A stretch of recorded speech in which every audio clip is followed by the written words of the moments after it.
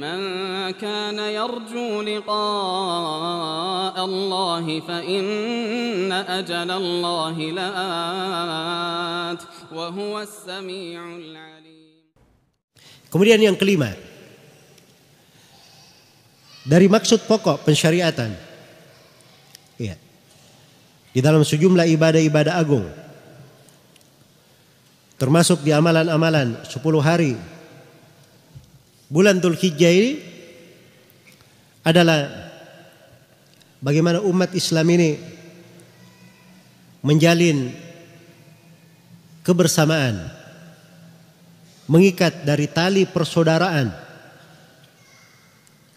selalu membenahi datil bain, hubungan hati mereka. Dan ini dari pokok yang diinginkan di dalam syariat kita. Iya. Di dalam ibadah-ibadah dan syariat-syariat di 10 hari pertama bulan Dzulhijjah ini. Iya. Karena itu akan diterangkan nanti begitu memasuki bulan Dzulhijjah, itu disyariatkan seorang itu bertakbir, bertahlil, bertahmid. Iya. Semua umat Islam seperti itu. Supaya terlihat kebersamaan mereka.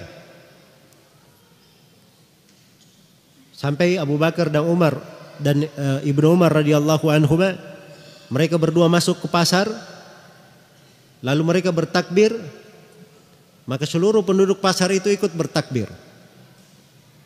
Iya. Dilihat kebersamaan mereka di dalam menegakkan apa? Ibadah. Di dalamnya ada hewan kurban, disyariatkan untuk disembelih bagi siapa yang ingin berkurban. Dia bagikan, boleh dia makan untuk dirinya sebagiannya, dihadiahkan untuk tetangganya atau siapa yang perlu, dan yang lainnya dia sedekahkan.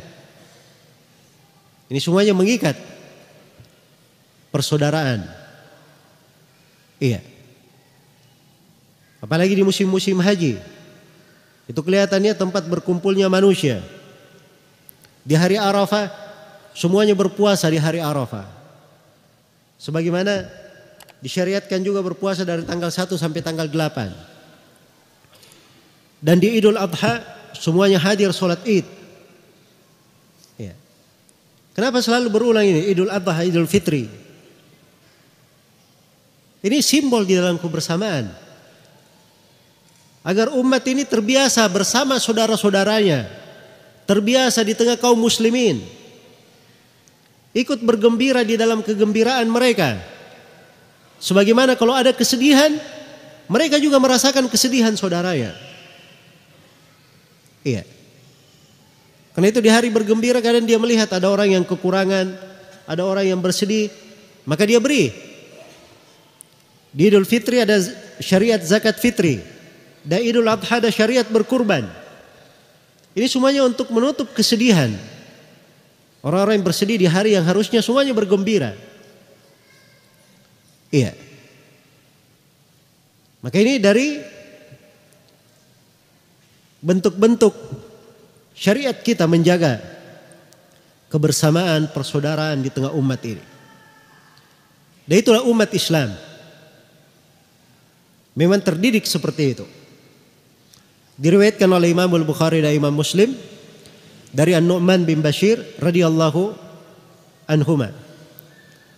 Beliau berkata, Rasulullah sallallahu alaihi wasallam bersabda, "Mathalul mu'minina fi tawaddihim wa tarahumihim wa ta'atufihim kamathalil jasadil wahid idza ishtaka minhu 'udhu tada'a lahu sa'irul jasadi bis-sahri wal humma."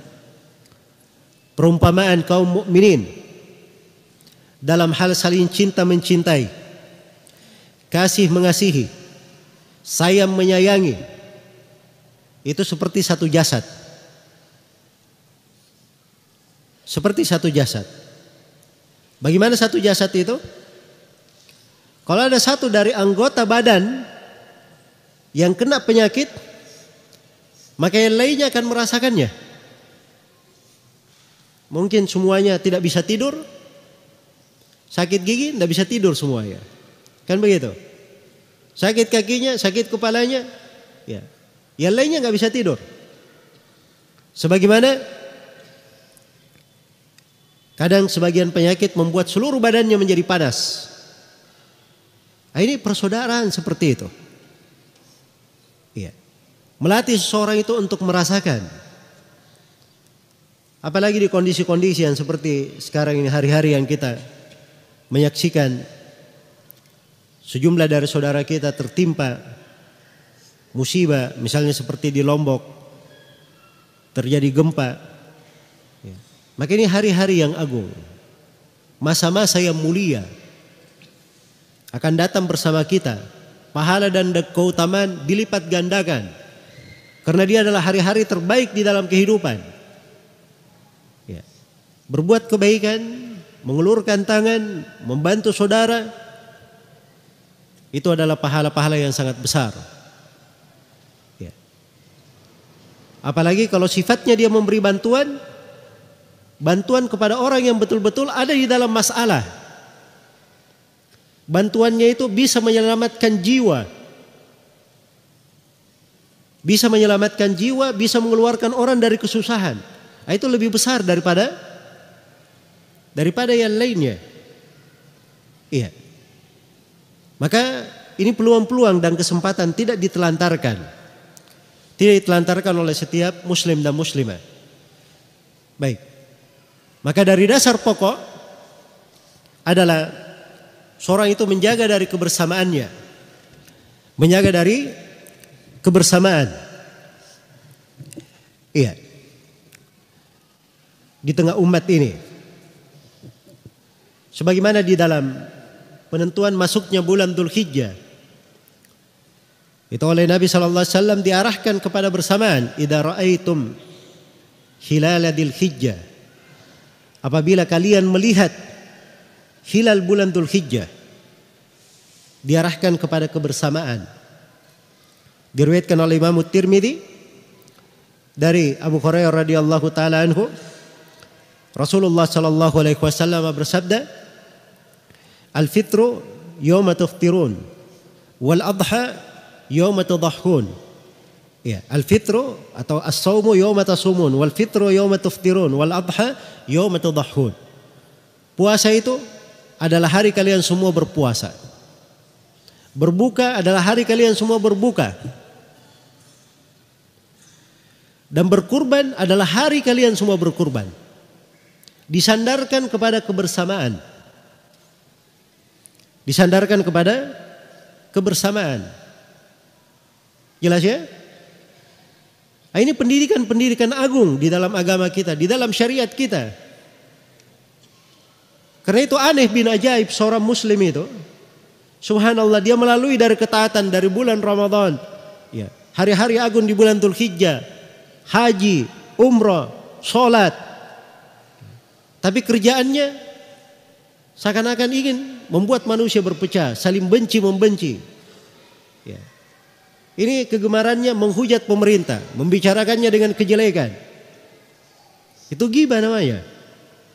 Dia ghibah kepada orang tuanya, dosanya besar, apalagi kepada pemerintah, orang tua semuanya. Itu lebih besar dosanya. Masuk di dalam urusan-urusan yang bukan urusannya. Nah, ini pintu-pintu syaitan namanya. Ya. Sudah masuk 10 hari bulan Dzulhijjah, harusnya dia sibuk dengan ibadah, banyak ketaatan, dia lipat gandakan. Ini urusannya update status. Ya. Bikin bantahan untuk si ini.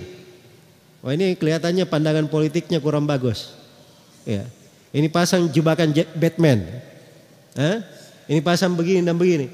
Hanya berpikir masuk ke dalam hal yang kalau dia nol di situ untung. Kalau dia nol. Sebab kebanyakannya itu adalah pintu dosa. Pintu dosa. Iya. Karena itu harus dia pahami di mana dirinya sekarang ini, di mana waktunya dia berpijak. Apa saat yang dia berada di situ. Maka ini kebersamaan persaudaraan dijaga di dalam syariat kita. Kalau ada hal-hal yang keliru, diluruskan. Ini juga kadang perlu saya luruskan ya. Sebagian manusia itu seakan-akan menyangka bahwa persaudaraan itu kalau saudara kita keliru, diamkan saja, tidak usah ditegur. Kita harus menjaga persaudaraan. Ini tidak paham arti persaudaraan. Jadi kalau saudara yang mau jatuh di jurang, biarkan saja, kita kan bersaudara, tidak usah saling melarang. Ya. Harusnya dia larang orang ini, dia ingatkan. Itu baru bersaudara namanya, dia selamatkan. Karena itu Nabi SAW menjadikan amar ma'ruf nahi mungkar itu sebagai suatu pintu ibadah yang sangat besar. Dan itu pintu ketaatan yang harusnya dilakukan. Apalagi di 10 hari pertama bulan Dzulhijjah. Iya. Mungkin banyak dari hadirin di sini tidak mengetahui bahwa salah satu manfaat dan fungsi ibadah haji itu ibadah haji tempat berjumpanya para ulama. Tempat berkumpulnya orang-orang yang berilmu. Bayangkan setiap orang datang ke sana untuk menunaikan ibadah haji. Ya. Tidak ada maksud khusus berjumpa dengan si fulan dan si alan, tapi di tempat itu mengumpulkan semua orang. Jelas ya? Di musim haji itu salah satu kegiatan para ulama ahli hadits di masa dahulu adalah menyampaikan hadits-hadits, membawakan riwayat-riwayat. Ya. Kadang ada si fulan memunculkan bid'ah di sebuah tempat, dia tanyakan kepada seorang alim di musim haji. Itu ketika muncul bid'ah qadariyah di Basrah, maka dua ahli hadits di masa itu dari Imam Tabi'in. Iya. Dari Imam Tabi'in rahimahumullahu taala, namanya Humaid bin Abdurrahman al-Himyari dan Yahya bin Ya'mar. Keduanya melakukan perjalanan dari Basrah di Irak menuju ke Mekah. Ya. Ada riwayat mengatakan haji atau umrah. Maksudnya untuk berjumpa dengan sahabat, menanyakan tentang bid'ah yang dimunculkan oleh siapa? Ma'bad al-Juhani. Dan itu banyak di buku-buku sejarah para rawi. Di situ dinukil, saya berjumpa dengan Ahmad bin Hanbal, saya tanya tentang rawi ini. Kata Ahmad bin Hanbal, ini rawi lemah haditsnya, jangan kamu ambil darinya. Iya. Kalau kaidahnya, tidak usah kita bicarakan saudara kita. Iya. Ini tidak mengerti persaudaraan, tidak mengerti agama itu apa. Kalau Imam Ahmad misalnya tidak mengatakan si fulan lemah haditsnya, maka ini orang akan mengambil hadits yang keliru, disandarkan kepada Nabi SAW. Itu tidak menghormati Nabi namanya. Jelas ya? Maka harus ditundukkan segala sesuatu itu pada tempatnya. Maka ini dari bentuk-bentuk persaudaraan dijaga. Apalagi di waktu-waktu yang sangat indah ini. Iya. Karena itu perlu saya ingatkan di sini ya, bahwa ini ada perbedaan di dalam menentukan masuknya awal Dzulhijjah. Kita di Indonesia ini, ketetapan pemerintah kita di Indonesia, sebagaimana negeri tetangga Malaysia, Singapura, ya juga di Jepang, mereka semuanya menetapkan besok tanggal 1 Dzulhijjah. Ya, harinya besok ya, tapi kalau mulainya dari maghrib ini sudah mulai masuk tanggal 1 Dzulhijjah. Sementara di Saudi Arabia itu menetapkan 1 Dzulhijjah, mulai dari hari ini mereka sudah masuk 1 Dzulhijjah. Jadi jangan ada yang bertanya lagi besok. Ya. Ini besok kita lebaran hari apa? Ya. Puasanya hari apa? Ya kan sudah diketahui tanggal 9 Dzulhijjah puasa Arafah, kan begitu? Ya. Idul Fitri tanggal berapa? Tanggal 10, dihitung di negeri kita, bukan di tempat lain. Ya. Kalau orang haji nggak ada masalah, dia haji. Memang ikut kepada pemerintah Saudi sebab mereka adalah pimpinan orang yang haji di sana. Ikut di sana. Tapi kalau kita di negeri ini, itu hukum terkait dengan apa? Keberadaan kita di negeri ini. Jelas ya? Maka ini dari masalah-masalah yang hendaknya dipahami fikih di dalam beragama. Iya. Yang perlu untuk diketahui.